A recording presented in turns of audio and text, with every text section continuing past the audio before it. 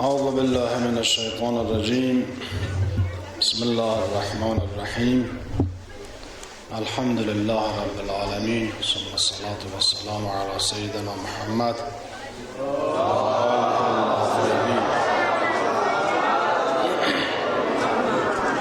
رب اشرح لي صدري ويسر لي أمري واحلل عقدة من لساني يفقهوا قولي يا كريم. أما بعد، قال الله تعالى في كتابه الكريم: الذين يبلغون رسالة الله ويخشونه ولا يخشون أحدا إلا الله. پیشا پیش تسلیت عرض میکنم. فرا رسیدن سالروز شهادت حضرت امام حسین علیه السلام و یاران با وفایش را محضر حضرت ولی عصر عجل الله تعالی فرجه الشریف و نائب برحقش حضرت امام خامنه‌ای و شما عزیزان تسلیت میگویم و تشکر میکنم از برگزار کنندگان این مراسم، به خصوص رئیس بخش فرهنگی مرکز فعالیت‌های فرهنگی اجتماعی طبیان در کابل جناب آقای محمد ضیاء موحدی و سپاس میگویم از حضور شما خواهران و برادران در این مراسم.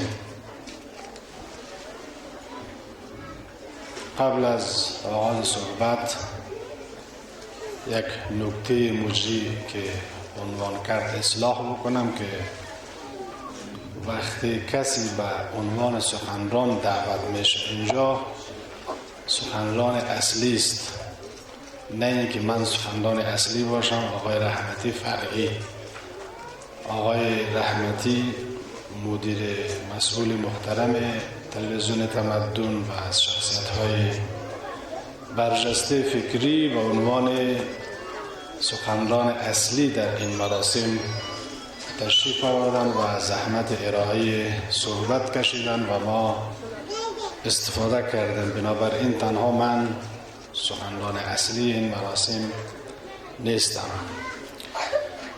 عنوان مراسم عاشورا و رسانه است. دقایقی که فرصت دارم علاقه دارم که پیرامون اهمیت کار رسانه در رابطه با عاشورا و وضعیت رسانه‌های کنونی در افغانستان و دنیا مورد ارزیابی قرار بگیرم. رسانه یک ابزار و وسیله بسیار مهم است که شاید همزمان با خلقت بشر از ابزارهای مهم بوده تا حالا هم هست. در هر مقطعی از تاریخ به انواع گوناگون ایفای نقش کرده است و تا حالا هم شما متوجه ایفای این نقش وسیله و ابزار هستید. رسانه در هم ایجاد حادثه عاشورا نقش بسیار محوری و اساسی داشته است و هم در تبلیغ اهداف عاشورا. در ایجاد حادثه عاشورا رسانه‌های اموی نقش اصلی و اثرگذار داشتند. خاندان بنی امیه به خصوص در عصر حکومت یزید به گونه‌ای در مرحله اول و قبل از حادثه عاشورا عمل کردند که زمینه حادثه روز عاشورا فراهم شود، یعنی قبل از روز عاشورا و اصولا قبل از آغاز ایام محرم دستگاه یزید با تمام توان و با استفاده از رسانه‌هایی که در اختیار داشت تلاش کرد که افکار عامه را یا برای بیعت امام حسین علیه السلام و یا شهادت این شخصیت بزرگ آماده و فراهم بکند. چون اگر یزید به وسیله فعالیت‌های تبلیغی و رسانه‌ای زمینه را فراهم نمی کرد، قطعاً حادثه کربلا اتفاق نمی افتاد. قطعاً امام حسین علیه السلام از چشم مردم آنگونه نمی افتاد که مردم امام حسین را به عنوان امام سوم شیعیان قبول نداشته باشد و با وصف ای که بدانند نواسه پیامبر اسلام هست در برابر او بایستند و شمشیر بکشند و حاضر به قتل این شخصیت بزرگ شوند. اینجا شما نقش رسانه را میبینید که چگونه حق را باطل میسازد و باطل را حق، و چگونه امام را خارجی معرفی میکند و یک آدم شرابخوار میمونباز فاسد فاجر دور از دین و انسانیت را به عنوان امیرالمؤمنین و خلیفه مسلمین معرفی میکند. امام حسین حق می شود باطل و یزید ناحق باطل می شود حق. این کارکرد رسانه است.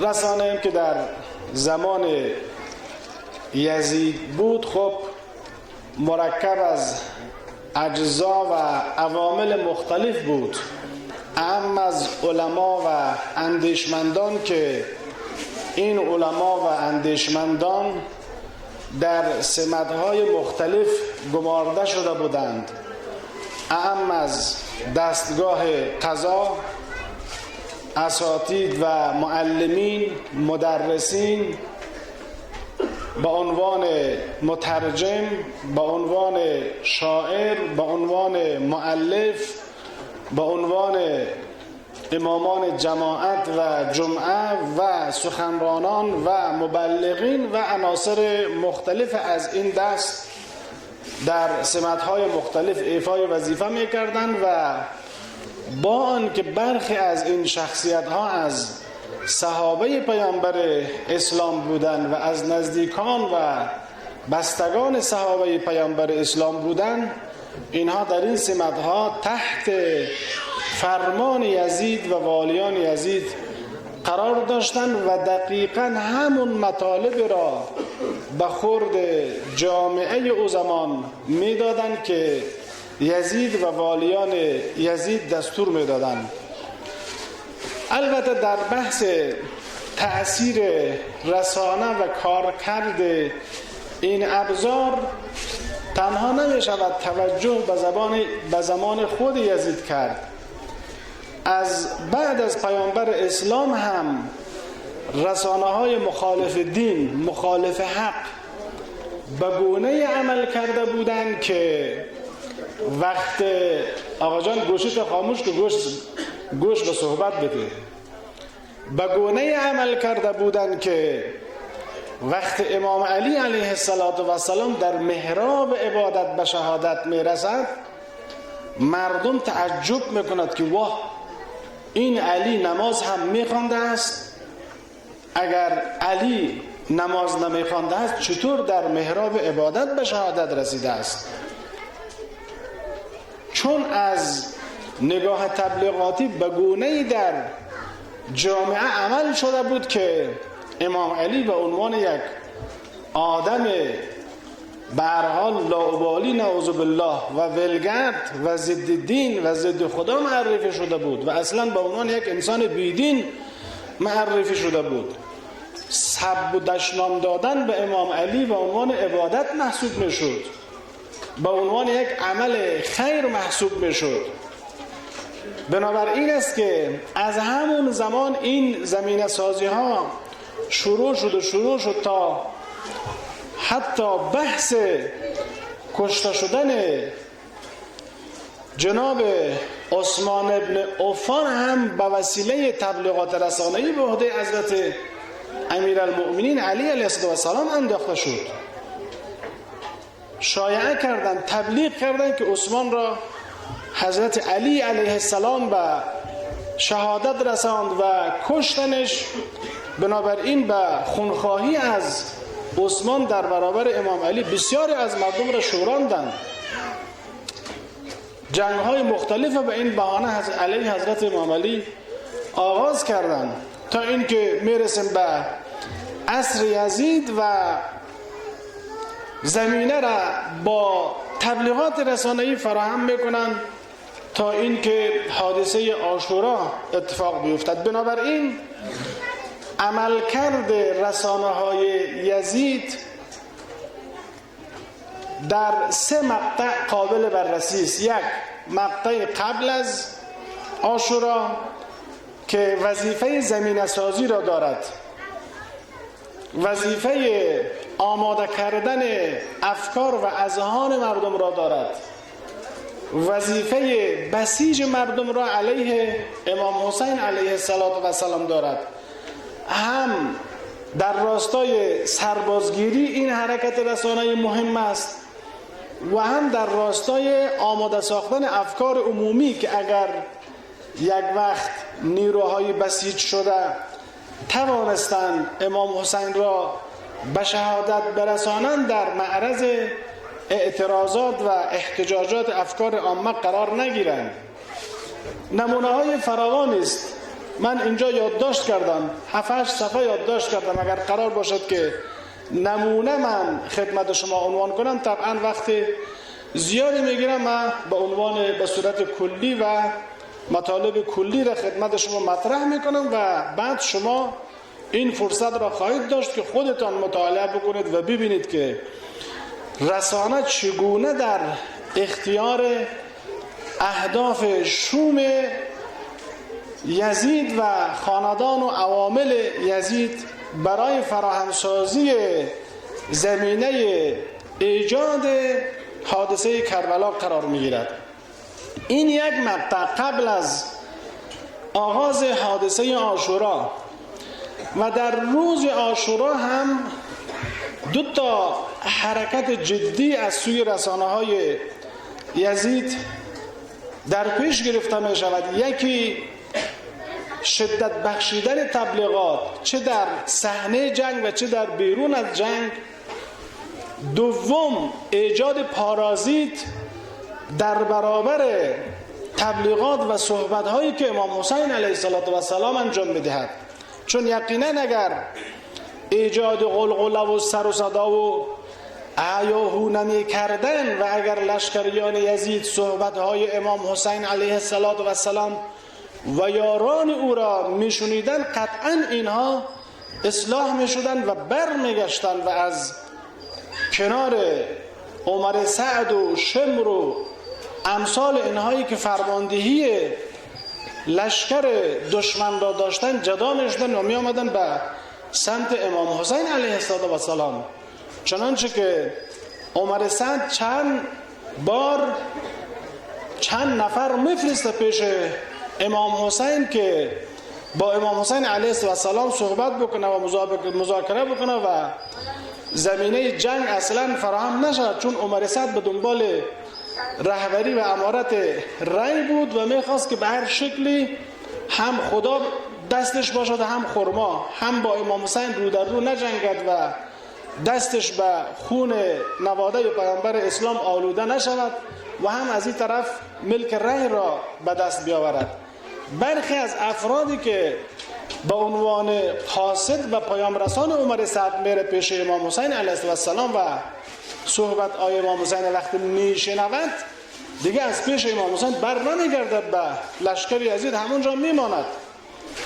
اینجاست که پارازیت پخش میکنن تا صدای امام حسین علیه السلام به گوش لشکریان یزید نرسد. این دو حرکت جدی در روز عاشورا اتفاق میافتد و بعد از حادثه عاشورا، بعد از اینکه حضرت امام حسین علیه السلام شهید می شود و خاندانش به اسارت می رود، وظیفه بعدی حرکت رسانه‌ای دشمن شروع می شود. یک، خداوند بزرگ این کار را انجام داد و کسی که یاغی بود، طاغی بود، نعوذ بالله خارجی بود، به سزایش رسانده شد و حتی ابن زیاد و یزید و امثالهم براحتی ایره به حضرت زینب و حضرت ام کلثوم و سایر شخصیت های اونجا میگفتن که این کار خدا بود و شکرم به جا می آوردن، حمدم به جا می آوردن که خداوند شما را به این روز گرفتار ساخت. حرکت بعدی و تبلیغات بعدی این بود که این تقدیر الهی بود، قضا و قدر الهی بود که باید امام حسین کشته شود و خاندانش به اسارت برود. و بعد وقت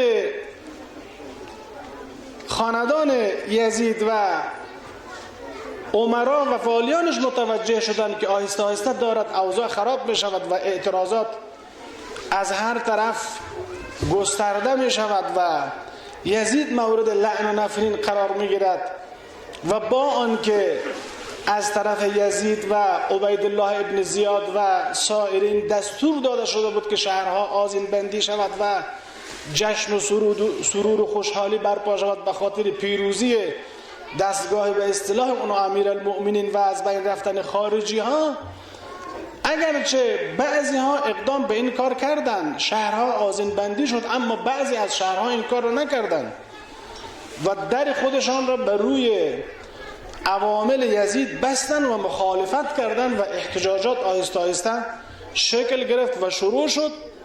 و اینجا بود که دستگاه یزید مسیر حرکت تبلیغاتی خود را به سمت دیگری جهت داد و تبلیغات شروع کرد که این کار یزید نبوده است، خدا لعنت کند عبیدالله ابن زیاد را، او این کار را کرد، خدا لعنت کند عمر سعد را، او این کار را کرد.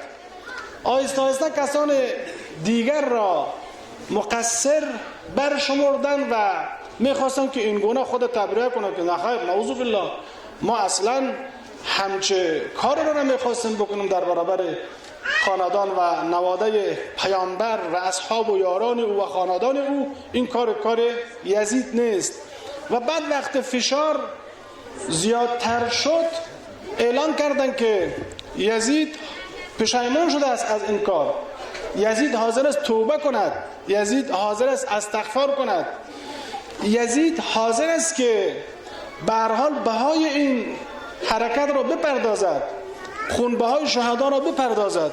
آهسته آهسته اینطوری رو به عقب نشینی شدن و تا این که خب به هر حال مسائل بعدی اتفاق میافتد. این از حرکت رسانه‌ای به هر حال خاندان بنی امیه و دستگاه یزید. اما از حضرت امام حسین علیه السلام و دستگاه او هم حرکت رسانه‌ایش باز در سه مقطع است. هم مقطع قبل از روز عاشورا که ایشان هم حرکت تبلیغاتی داشته است، ایشان هم به هر حال صحبت داشته است، سخنرانی داشته است، به خصوص وقتی به مکه میرسد و حضور پیدا میکند در دیدارها و در سخنرانی ها وضعیت مسلمین را عنوان میکنه و ناهنجاری ها را عنوان میکنه و ایشان هم به دنبال یارگیری هست، ایشان هم به دنبال به هر حال تهییج افکار عمومی هست تا میرسد به سرزمین کربلا.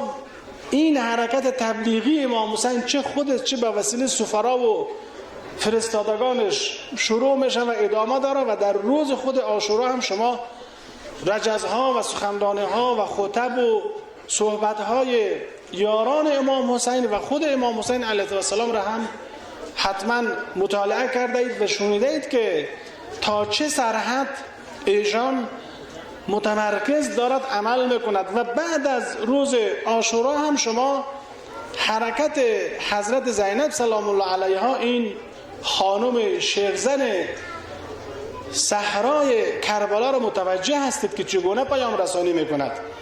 حضرت زینب سلام الله علیها و عوامل و اطرافیان حضرت زینب سلام الله علیها از لحظه لحظه و کوچکترین فرصتهای بعد از عاشورا حسن استفاده میکند. در منازل مختلف، در جلسات مختلف، در محافل مختلف تلاش‌های بسیار خوبی انجام میدهد و آنگونه عمل میکند که حادثه کربلا در کربلا دفن نمی شود. کربلا در کربلا میمان اگر زینب نبود. زینب بعد از حادثه عاشورا یک حرکت رسانه‌ای و پیام رسانی بسیار قوی و اثرگذار را روی دست گرفت. شما قدرت رسانه های امام حسین و یارانش و بعد از حضرت زینب و اطرافیانش شما نمیتون اصلا در برابر رسانه های یزید قرار بدهید و مقایسه بکنید. حرکت رسانه‌ای یزید بسیار قوی بود، بسیار بالاخره فراگیر بود، از هر وسیله نامشروعی استفاده میکرد برای رسیدن به هدف خودش. اما این طرف به او سویه بالاخره نبود، چون اولا اون امکانات را که دستگاه یزید داشت امام حسین نداشت. بعد امام حسین سعیش و صحبتش و حرکت رسانهش بر اساس حق بود و آنچه را که خدا و کتاب خدا میگفت بیان میکرد. اما یزید و اطرافیانش هر چرند و هر حیله و هر نیرنگی که در دسترسش قرار میگرفت و فکرشان کار میکرد از این چلها و نیرنگها و به هر حال فریبکاری ها استفاده میکرد. طبیعی است که این دوتا با هم از نظر قدرت و توان ظاهری برابری نمیکرد. اما شما شاهد هستید که تقابل رسانه های غیر حق با رسانه های حق اصلا بالاخره اثرگذاریش قابل قیاس نیست. و این رسانه های حقی که مرتبط با امام حسین علیه السلام بود و بعد از عاشورا به خصوص از حرکت حضرت زینب سلام الله علیها شروع شد و ادامه داشت، اثرگذارتر از دستگاه یزید و رسانه های دستگاه یزید تبارز کرد. و تا حالا ما شاهد هستیم که این حرکت حق چگونه دارد جهانی می شود. از خاندان یزید، از خود یزید و از بستگان و به هر حال عوامل اذناب یزید خبری نیست، نه از اهدافش، نه از برنامه‌هایش، نه از به هر حال. اما نکته‌ای که اینجا قابل توجه است این است که یزید و دستگاه یزید بنیانگذار یک حرکت رسانه‌ای کثیف شدند، بنیانگذار یک حرکت تبلیغاتی پست و پلشت و گمراه کننده شدند که از او زمان تا حالا این حرکت ادامه دارد. امروز رسانه های غیر حق و رسانه های باطل در سطح دنیا، رسانه هایی که در کنار سیاست های قدرت های جهانی قرار دارند، اینها بر اساس و مبنای حرکت های یزیدی قرار دارند. همون حرکت هایی را که یزید در مقابله با امام حسین علیه السلام روی دست گرفت، همون حرکت ها امروز با شدت و حدت ادامه دارد. شما امروز میبینید که چگونه در جهت معکوس نشان دادن اعمال و برنامه ها و احکام اسلامی اینها کار میکنند.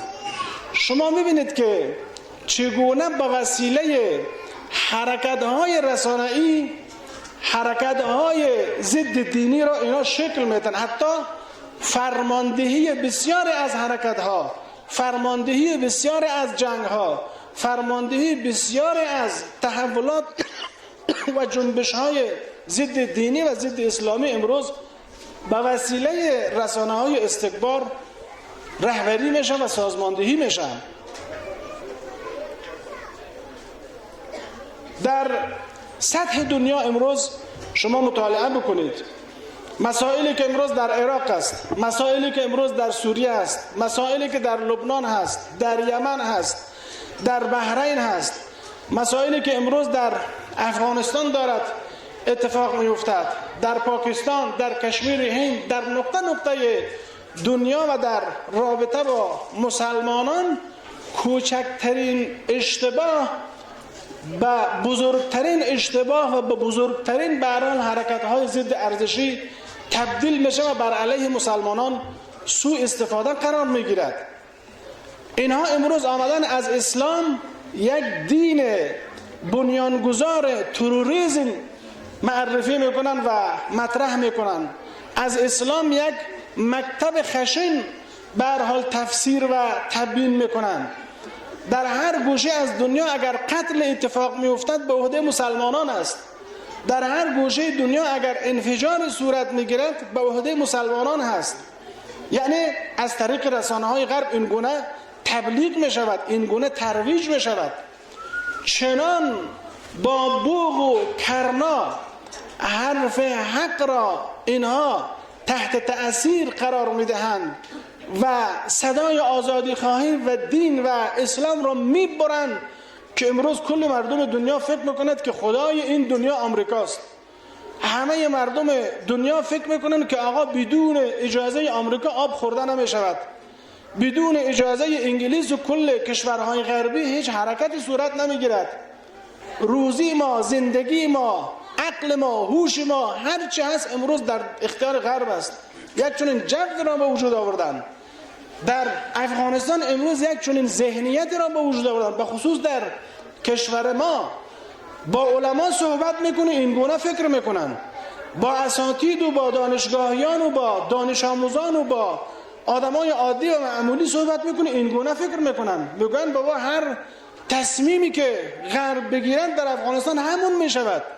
حتی در بحث انتخابات صحبت این بود، بگو بابا هر کاری که آمریکا تصمیم گرفت همون رئیس جمهور میشود، هر کاری ارباب بزرگ تصمیم گرفت همون رئیس جمهور میشود. این ذهنیت از کجا پدید آمد؟ این فکر و این اندیشه ناسالم از کجا پدید آمد؟ از تبلیغات وسیع رسانه‌ای غرب به وجود آمد. و الا شما بیاید در تاریخ یک بررسی بکنید، کشتارهای عظیمی در دنیا اتفاق افتاده است. در این کشتارها کجا مسلمان ها داخل بود؟ در جنگ جهانی اول چند میلیون چند ده میلیون نفر کشته شد. این چند ده میلیون نفر توسط مسلمان ها کشته شد. چقدر مسلمان در این کشتار دست داشت؟ چرا امروز رسانه های غربی اون کشتارها را به زبان نمی آورند؟ چرا اون کشتارها را مطرح نمی کنند؟ در جنگ جهانی دوم چند ده میلیون نفر دیگر کشته شد. آیا در این کشتار هم مسلمان ها نقش داشتند؟ در کشتاری که در دو شهر ژاپن صورت گرفت و صدها هزار نفر با بمب آمریکا کشته شد، اونجا هم مسلمان ها بودند. چند نفر مسلمان در ژاپن دخیل بود و این همه قتل صدها هزار نفر را در پی داشت. چرا رسانه‌های غربی این موضوعات مطرح نمی‌کنند؟ اگر راست میگویند، اگر رسانه‌های غربی اگر رسانه‌های یزیدی نیستند، حق را باطل نمی‌سازند و باطل را حق جلوه نمی‌دهند، چرا نمیگویند؟ چرا مطرح نمی‌کنند؟ امروز علمای ما، شخصیت‌های ما، بزرگان ما، رسانه‌های دینی ما، رسانه‌های آزاداندیش ما، رسانه‌هایی که در راستای اطلاع رسانی شفاف عمل می‌کنند، چرا این موضوعات در سطح مردم افغانستان روشن نمی‌کنند که بابا منشأ تروریسم خود امریکا و اسرائیل است. امروز در هر گوشه دنیا اگر تروریسمی وجود دارد منشأش اینها هستند، اسلام نیست. اسلام اصلا ترور را حرام می‌داند. اسلام اصلا کشتارهای نابجا و نابهنگام و غیر حق را حرام میداند. مسلمان ها حرام میدانند. چگونه است که با این وصف ما مسلمان ها را اینا تروریسم ساختم، تروریستی، حرکت های تروریستی، کارهای عبادی ما را بالاخره اینها کارهای خشن معرفی میکنن، حرکت های دینی و اسلامی ما را اینها خشن معرفی میکنن. خودشان الان مثلا داعش کی درست کرده است؟ گروه طالبان با وسیله کدام کشورها درست شد؟ با وسیله کی پول داده میشه؟ تا حالا با وسیله کیها اداره میشه؟ آیا به نظر شما یک شخصیت یا یک جریان افغانی مسلمان حاضر است که در مسجد بمب انتحاری بگذارد؟ آیا شما تا هنوز ندیدید و نشنیدید که مساجد مختلف ما با وسیله بمب ها منفجر شد؟ آیا شما خبر ندارید که امام جمعه لوگر توسط قرآن منفجر می شود که در بین قرآن بمب جاسازی شده است؟ آیا این کار مسلمان هست؟ اگر مسلمان تروریست باشد باز میآید با کتاب خود این کار را میکند. معلوم است امروز تمام انتحاراتی که در افغانستان صورت میگیرد، امروز تمام انفجاراتی که در افغانستان صورت میگیرد به وسیله جریانهای اسلامی و انسانی به هیچ وجه نمی باشد. حرکت های تروریستی که امروز در افغانستان وجود دارد، این حرکت های تروریستی حرکت مردم افغانستان نیست. مردم افغانستان مردم مسلمانند. بله، حرکت های خودسرانه آمریکا را محکوم میکنند. جنایاتی که این کشور در افغانستان انجام میدهد این جنایات را محکوم میکنند. در برابر همه اعمال خودسرانه غرب قرار دارند و ایستادند. اما اینها در این جهت معقول رفتار میکنن، معقول عمل میکنن. ما نمیگیم ما مبارزه نمیکنیم، مبارزه میکنیم. مبارزه ما در چارچوب و چارچوکات اهداف و برنامه های اسلامی ماست. ما این گونه بالاخره حرکت هایی که در کشور اتفاق میافتد محکوم میکنیم. مردم مظلوم ما چه گناه دارند که توسط گروه های تروریستی سر بریده میشوند؟ مردم مسلمان ما چه گناهی دارند که در شهرهای مختلف دستگیر میشوند و اسیر میشوند و بعد کشته میشوند؟ مردم ولایت کندوز، در بدخشان، در فاریاب، در غزنی، در میدان وردک، در دایکندی، در ارزگان، در هلمند، در هرات، در ننگرهار، در ولایات مختلف این مردم چه گناه دارند که مرتب توسط گروه های تروریستی دستگیر میشوند و به قتل رسانده میشوند؟ خانه ها آتش زده میشود، زیر ساخت های کشور های مرتب تخریب میشود. اینا به وسیله گروه های اسلامی نیست. عزیزان من، حواسمان باید جمع باشد و تصمیم گیرنده اصلی مردم ما هم امریکا نیست، انگلیس نیست، هیچ یکی از کشورهای خارجی نیست. تصمیم گیرنده خود مردم افغانستان است و خداوند بزرگ پشت و پناه این مردم است. اگر ما متوجه قدرت و عظمت خود شویم، اگر متوجه منابع عظیم خدادادی خود باشیم، قطعا مردم افغانستان می توانند سرنوشت خود را به دست خود بگیرند و خودشان را و کشور خودشان را و دولت خودشان را بسازند. امروز دولت افغانستان هم در معرض تهاجمات ناجوان مردانه رسانه های غربی است. از چهره این دولت، از چهره رئیس جمهور، از چهره رئیس اجرایی و سایر چهره‌ها عناصر بد و نامطلوب در اذهان جامعه به هر حال جا می‌اندازن و معرفی میکنن و تبلیغ میکنن. اینا کار اوناست، کار گروه های افغانی، کار جریان های افغانی نیست. به خاطر اینکه همین مردم پای صندوق های رای آمدن و این حکومت و این نظام و این رئیس جمهور و رئیس اجراییه را به هر حال تعیین کردن و نصب کردن. اینجاست که رسانه های غربی در راستای جهت دادن افکار عمومی به نفع خودشان مثل رسانه های یزیدی عمل میکنند. بلکه من معتقدم که امروز تهاجمات رسانه‌ای که علیه اسلام، علیه دین، علیه مذهب، علیه خدا از طرف رسانه های کفر وجود دارد، شاید در زمان یزید و خلف و سلفش به هیچ وجه در شرایط او زمان وجود نداشته است. امروز به مراتب سخت‌تر و جدی‌تر و فعالتر در صحنه این اثرگذاری ها وجود دارد، اما در برابرش رسانه های اسلامی هم هستند و عمل میکنند. اگر رسانه های اسلامی مبتنی بر عملکرد امام حسین علیه السلام، مبتنی بر عملکرد حضرت زینب سلام الله علیها و بعد از اون جریاناتی که اتفاق افتاد عمل کنن، قطعا از اسلام و از مذهب و از مکتب ما یک چهره مطلوب ارائه خواهیم کرد.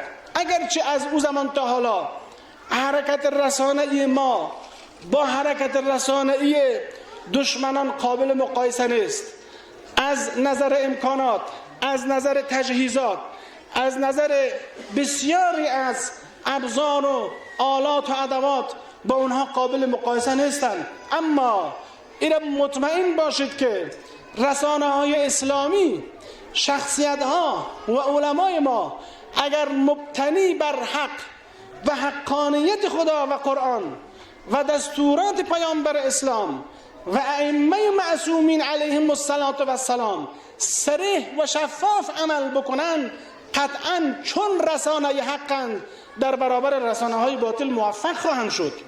امروز مجموع رسانه های اسلامی شفاف عمل نمی کنند. بخصوص در افغانستان رسانه های اسلامی ما نه سازمان یافته عمل می کنند و نه شفاف و صریح، مگر یکی دو تا یا تعداد بسیار محدودی از رسانه های ما، اعم از تلویزیون و خبرگزاری ها و به هر حال روزنامه ها و امثال اینها، اکثرا غیر شفاف و غیر مطلوب عمل میکنند. اگر واقعا در افغانستان منابع رسانه‌ای که ما داریم اعم از منابع مدرن و منابع سنتی مانند منابر، مساجد، حسینیه ها، مراکز فرهنگی و آموزشی که ما داریم، اینا منابع رسانه‌ای ما هستند اما منابع سنتی است. اساتید دانشگاه ها، معلمین، فرهنگیان و شخصیت های متنفذ ما و در کنارش رسانه های مدرن مثل رادیو، تلویزیون، روزنامه ها، اما از شبکه های اجتماعی و به هر حال مکتوب و غیر مکتوب اگر شفاف عمل بکنن، این مردم جهت پیدا میکنن، این مردم هوشیار میشوند، این مردم آگاه میشوند. امروز اگر مردم مسلمان افغانستان کمی نگران به نظر میرسند و تشتت و تشویش های فکری و ذهنی در جامعه وجود دارد و هی جریانات به نفع دشمن رقم میخورد و جناح و جبهه حق در حال کوبیده شدن هست به دلیل عملکرد ناسالم رسانه های سنتی و مدرن ماست. اگر امروز و فردای جامعه مشکلات مختلف به وجود بیاید، بلاها و گرفتاری های گوناگون به وجود بیاید، اگر ما نتوانیم بر اساس وظایف دینی و اسلامی خود عمل بکنیم، این گناهش به گردن رسانه های سنتی و مدرن خواهد بود. اینها در برابر خدا پاسخگو هستند. به خصوص علمای ما، به خصوص روحانیت ما، به خصوص دانشگاهیان و دانشجویان و دانش آموزان ما، اینهایی که اهل فرهنگند، اهل سوادند، اینها در پیشگاه خدا مسئولیت بزرگتر دارند. باید در صحنه بیایند و مطابق خط و مشی رسانه‌ای رسول اکرم و امام علی و امام حسن و امام حسین و فاطمه زهرا سلام الله علیها عمل بکنند. اگر عمل بکنند جامعه افغانستان به فلاح و پیروزی خواهد رسید. اگر عمل نکنند و اهداف و اندیشه اهل بیت علیهم السلام در این مملکت تبلیغ نشود و ترویج نشود، مطمئناً کشور ما و مردم ما رو به انهدام و فروپاشی پیش خواهد رفت. دشمنان ما شما هوای تجزیه را دارند، دشمنان ما شما هوای کوبیدن و متلاشی شدن ما شما را دارند. ما باید بیدار شویم، ما باید آگاه شویم، ما باید آگاهی خود را هم با الهام از تفکر و اندیشه اهل بیت علیهم السلام برگیریم و بر اساس اون اندیشه عمل بکنیم، و الا اگر ما از این اندیشه انحراف پیدا بکنیم و به هر سمت و سوی دیگر برویم به دام استکبار گیر خواهیم ماند. امروز دشمنان ما هم با لباس اهل سنت در این مملکت علیه این مردم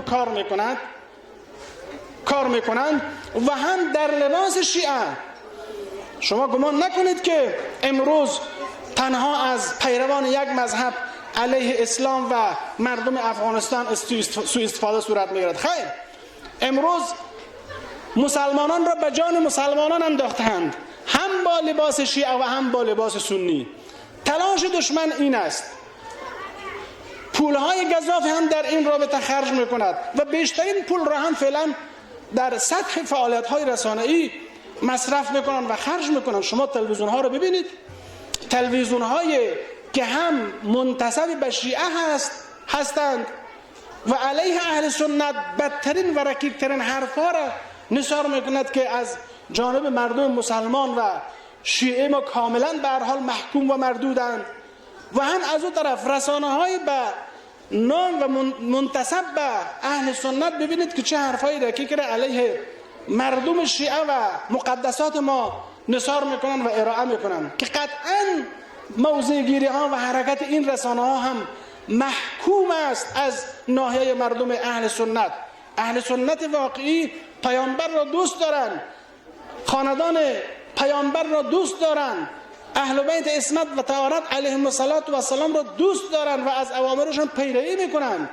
طبعا رسانه هایی که این گونه عمل میکنن علیه شیعه ها، اینا مال اهل سنت نیست. هم اون رسانه‌ای که منتسب به شیعه هست از یک پول مشخص استکباری استفاده میکند و هم اون رسانه منتسب به اهل سنت از همون پول استفاده میکند که رسانه وابسته شیعه به هر حال منتسب به شیعه استفاده میکند. این از یک منبع است، از یک مسیر است. فقط اینا وظیفهشون به جان انداختن مردم مسلمان و شیعه و سنی هست. بنابراین من در پایان سخن فقط این نکته را خدمت شما عزیزان عرض میکنم و التماس دعا، چون جای دیگر هم صحبت و سخنرانی دارم، این که ما باید آگاه باشیم. ما به هر حال مسیر مشخص داریم، ما مسیر خیلی روشن داریم، ما خدای بزرگ و متعال داریم، پشت سر ما و شماست و قدرتمندانه از افراد و عناصر و سربازانی که در مسیری او عمل بکنند حمایت میکند. ما پیامبر اسلام داریم، ما ائمه معصومین علیهم السلام داریم، ما منابع غنی داریم، ما عاشورا داریم. اگر کافی تنها ما اگر همین فرهنگ عاشورا را در جامعه پیاده بکنیم و بر اساس این فرهنگ عمل بکنیم، ما موفق و پیروز خواهیم شد و هیچ یکی از دشمنان ما و شما بر ما و شما چیره نه تنها نخواهند شد، بلکه ما قدرتمندانه حداقل در افغانستان حضور جدی خواهیم داشت و مطمئناً وظیفه ما و شما تنها وظیفه اسلامی و ملی در داخل افغانستان نیست. ما وظیفه داریم در برابر مردم عراق، ما وظیفه داریم در برابر مردم یمن، ما وظیفه داریم در برابر مردم سوریه، ما در برابر آحاد مسلمین در سر تا سر دنیا وظیفه انسانی، اسلامی و دینی داریم و قطعا نباید تبلیغات رسانه‌ای دشمن بر ما و شما اینگونه تأثیر بکند که اگر یک شخصیتی از افغانستان نبود مطرح شود بگوییم به ما چه ربطی دارد، این که افغانی نیست. اگر مشکلات عراق مطرح شد بگوییم به ما چه ربطی دارد، به هر حال این که افغانی نیست. دیروز در هرات بودم، یکی از خبرنگاران برجسته کشور ما آمد دیدنم و صحبت کرد، گفت آقای مزاری 2-3 سال پیش تازه داعش نامش در عراق مطرح شده بود. رفتم پیش یکی از شخصیت‌های بزرگ هراتی، یکی از شخصیت‌های شیعه و بزرگ هراتی، میخواستم با ایشان مصاحبه بکنم، خواستم نظرش در رابطه با داعش سوال بکنم، سر تلویزیون تو گفت خاموش کو، دوربین تو خاموش کو. با دست دوربین رو کنار زد. گفتم چرا جناب؟ گفت بابا با ما چه ربطی داره مسائل عراق؟ او داعش در اونجاست، ما در اینجا، اصلا لزومی ندارد که من در این رابطه مصاحبه بکنم. خیلی خوب آقای محترم، شما اون روز در رابطه با افشاگری چهره این جریان نامیمون نامقدس حرف نزدی و از برادران و خواهران عراقیت دفاع نکردی؟ حالا خود شما گرفتار این بلیه شدید. حالا در افغانستان سر و کله این جریان نامیمون پیدا شده است و بیشترین زمینه و بیشترین فرصت هم این فکر و این اندیشه در هرات دارد. و حالا بالاخره شخصیت های اراتی های دست و پاچه هستند که در برابر این جریان چکار کنند. اینجاست برادران من، خواهران من، ما و شما وظیفه داریم که در برابر برادران و خواهران مسلمان خود در هر کجای دنیا که هستند ایفای وظیفه بکنیم، حداقل اعلام موضع بکنیم، حرف بزنیم، صدای خود را بلند کنیم، از خدا برای اونها امنیت بخواهیم، از خدا برای اونها آرامش بخواهیم، تا اینکه خدا برای من و شما هم آرامش بدهد، تا اینکه خدا برای من و شما هم امنیت بدهد. اگر این احساس مسئولیت پدید نبیاید، در سطح مسلمین طبعا ید واحده به وجود نخواهد آمد. اختلافات در داخل کشور کار دستمان میدهد، اختلاف بین امت مسلمه کار دست امت مسلمه میدهد. امروز اگر افغانستان گرفتار است، ناشی از اختلافات جریانهای اسلامی و فکری و دلسوز این وطن است. امروز اگر عراق گرفتار هست، امروز اگر سوریه و یمن و کجا گرفتار هست، امروز اگر قبله اول مسلمین در چنگال اختاپوسی اسرائیل گرفتار است، اینا ناشی از اختلافات در سطح کشورهای اسلامی هست.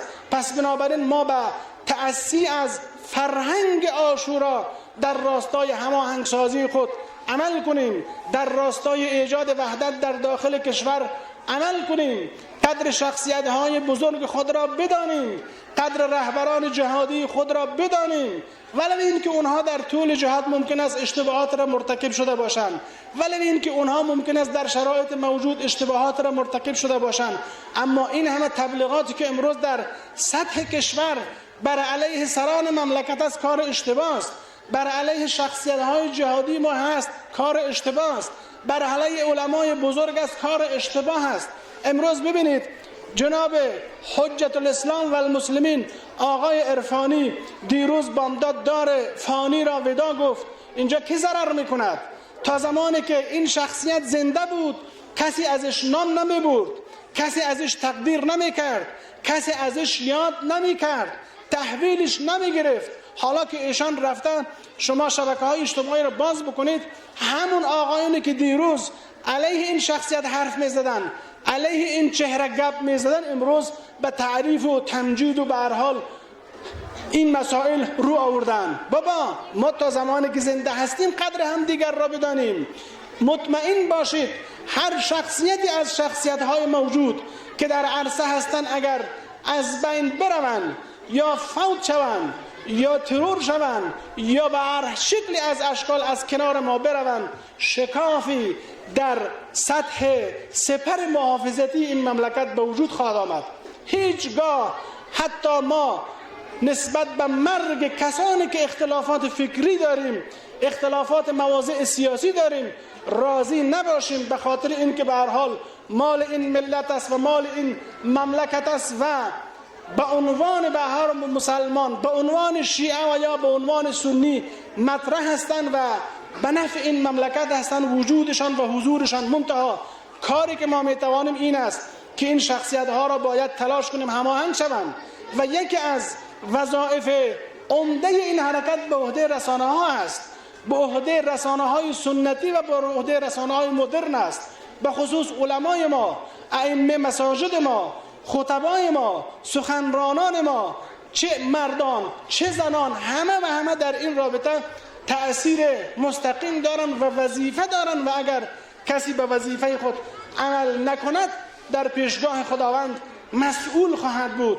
بنابراین امیدوار هستم که همه ما و شما در پناه خدا و در مسیر حضرت امام زمان عجل الله تعالی فرجه الشریف بر اساس وظایفی که امام حسین در روز عاشورا برای من و شما ترسیم کرد، بر اساس دینی که آن امام بزرگوار بر عهده ما و شما دارد، بر اساس اون زحمات و خدمات بزرگی که آن امام انجام داد و متقبل شد، بتوانیم در راستای اهداف اسلام و دین و مذهب و مکتب عمل بکنیم و در کشور خود قدرتمندانه و عزتمندانه زندگی بکنیم و در راستای رفع مشکلات و معضلات مختلفی که در این جامعه هست عمل بکنیم و خداوند بزرگ راضی بسازیم و ائمه معصومین خود علیهم السلام را خوشنود بسازیم برای شادی روح شهدای اسلام، به خصوص روح شهدای سرزمین کربلا، روح شهدای که در سطح جهان اسلام در برابر استکبار مبارزه میکنند، روح حضرت امام خمینی فقید رحمت الله علیه، روح بزرگان دین ما، روح شهدای این مملکت که در راه دین خدمت کردند، روح بزرگان این مملکت به خصوص شهید سید علی اکبر مصباح و اخصاً جناب عرفانی یکولنگی و شادی ارواح طیبه درگذشتگان این جمع. رحم الله من قرأ الفاتحه مع الاخلاص و الصلوات.